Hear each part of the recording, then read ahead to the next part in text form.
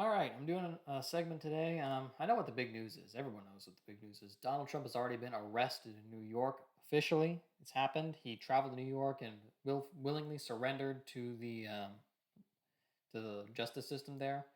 That's crazy enough in the news, but I feel like the story isn't quite getting as much attention as it really should. So here we have it. Finland joins NATO, doubling military alliance's border with Russia, and a blow for Putin. Yeah, that's going on. So let's go ahead and read a little bit of what this CNN article has to say. Finland officially became the 31st member of the North Atlantic Treaty Organization on Tuesday, marking a major shift in the security landscape in northeastern Europe that adds some 1,300 kilometers, or 830 miles, to the alliance's frontier with Russia. The Nordic nation's accession was sealed during a formal ceremony at the NATO headquarters in Brussels on Tuesday. U.S. Secretary of State Antony Blinken and NATO Secretary General Jens Stoltenberg were on hand as the Minister of Foreign Affairs Pekka Haavisto established Finland's succession. All right, so there basically have it. So Finland is now the newest member within NATO, and that's just great. I mean, good for Finland being able to pursue what they want, right? But let's not pretend that this is like happening in a vacuum and ignoring what's going on in the entire Ukraine war scenario. We know that Russia is not going to be happy about this. Finland's acceptance into the US led security alliance presents a blow to Russian President Vladimir Putin, who has long sought to undermine NATO and before invading Ukraine, demanded the bloc refrain from further expansion. The invasion instead drove non-aligned Finland and Sweden to abandon their neutrality and seek protection within NATO, though Sweden's attempt to join the bloc has been stalled by alliance members Turkey and Hungary. On the eve of Tuesday's ceremony, NATO Secretary General Jens Stoltenberg heralded the rise of the Finnish flag for the first time at the alliance's headquarters in Belgium, saying, "It will be a good day for Finland's security, for Nordic security, and for NATO as a whole." But Russia has warned that further NATO expansion will not bring more stability to Europe, and on Monday said it would scale up forces near Finland if the alliance sent any troops or equipment to the new member country. "We will strengthen our military capabilities in the west and northwest if NATO members deploy forces and equipment on Finnish territory." All right, so let's go and move on to the next article. We kind of got the gist of it. We already know what's kind of going on. Most of us already know what this basically means. It means Russia gets more pissed. Explainer: after Finland joins NATO, why is Turkey making Sweden wait? So that's one of the things I found kind of curious. The fact that Sweden wasn't allowed in before NATO, or I mean, I figured it would go like you. NATO is an alliance that is to the west of Russia. I thought it would travel from west to east, basically, where Sweden and then Finland. But I guess not. I guess they grabbed Finland first. Anyhow, let's go and find where their justification for this. I think it's at the bottom of this article. Why does Turkey object to Swedish NATO membership? Sweden has criticized Turkey for human rights abuses and over democratic standards, irking politicians in Ankara. Turkey says Stockholm harbors members of what it considers terrorist groups, a charge Sweden denies, and has demanded their extradition as a step towards ratifying Swedish membership. Sweden's courts have blocked some expulsions. In recent weeks, Turkey has objected to protests in Stockholm during which the Muslim holy book, the Quran, was burned, and, on a separate occasion, the effigy of Erdogan was hung upside down. Well, hanged upside down. Ankara says these are hate crimes. Sweden says they are covered by freedom of speech laws. Turkey holds an election on May 14th, presenting Erdogan with his biggest political challenge during 2 decades in power.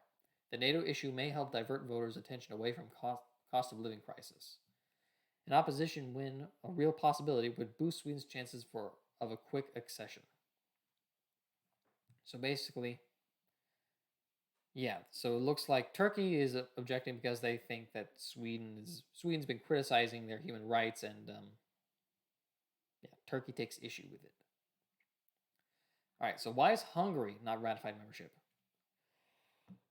Hungary says Sweden has had a hostile attitude to Budapest for years. It is angry about Swedish criticism of Prime Minister Viktor Orban over the perceived erosion of rule of law. Orban denies such erosion. Unlike Turkey, Hungary does not have a list of demands, but says grievances need to be addressed before it can ratify Sweden's accession to NATO. So, same deal. Sweden has criticized Turkey and Hungary in the past. And so therefore these two countries are holding up Sweden's membership into NATO. That's at least the official story. Seems kind of dumb, but that's how it's working out right now. When will Turkey agree to Swedish NATO membership? Probably after the next election, would be my guess. They have one on May 14th. Is that in here? Let's see, Control F, May 14. Yeah, analysts do not expect Turkey to ratify Sweden's application until after Turkey's May 14th election at the earliest. So yeah, basically elections going on, therefore the Erdogan, who's like the president of Turkey, is basically he's gonna stall the process because political points. Another article from Reuters. Finland joins NATO in historic shift. Russia threatens countermeasures. Yeah, we all knew they were going to threaten countermeasures. They said they were going to beef up their security along their border with Finland. Basic points. Finland enters military non-alignment and adhered to since 1945. NATO accession spurred by Russians. We all know this. I don't know. We all really know what the ramifications are and what's going to come out of this. I just wanted to talk about it because everyone's focused on what's going on with Trump, and I agree that is important. This is also important, and I didn't see some stuff out there about it, so I thought I'd look into it and just basically talk about a few articles I was able to find. And so let's go back to what Russia was saying almost a year ago, April 14th. It is right now April 4th. Russia threatens new nuclear deployments if Sweden and Finland join NATO. Well, we've already had one of them from this article, written today, I believe. Yeah, April 4th. Today is April 4th. Finland joins NATO into historic shift. Russia threatens countermeasures. Well, these are the countermeasures that were threatened. They're going to be deploying nuclear weapons near the border with Finland. Why? Because it's a NATO member state now.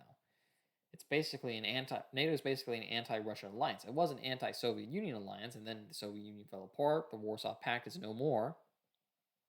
So at this point, NATO is kind of pointless, but Russia is like the general successor state to the USSR. So, I mean, I guess NATO is an anti-Russia alliance, which sucks for Russia. Well, that's about it I have, really. I mean, we all know what the implications of this are. The stuff surrounding the Ukraine war, it's only intensifying. This is kind of periphery to what's going on in Ukraine, but it's contributing. 2 new NATO member states are going to be added. Well, one's already been added. We're going to get another one soon, probably, in the next couple months. So, that's the unfortunate reality that we're living in right now. I mean, I wish things weren't quite this crazy, but I don't know. That's just the way it is right now. Yeah, that's about all I have. I don't know. This is all kind of like last minute thrown together. I've been kind of busy today, and this was important. I want to talk about this, and I'm going to talk about the stuff with Trump too because I think it's important to talk about.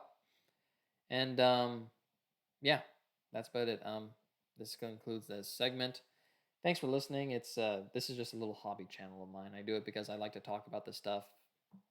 I guess I'm just kind of a junkie for news and politics, and I don't really get to talk about this stuff enough with people around me, so this is just my way of clearing my head for the day. Just like, hey, did you see this thing in the news? And I just kind of talk about it. So if you made it this far, thanks for listening. Have a good one. Stay safe, and bye.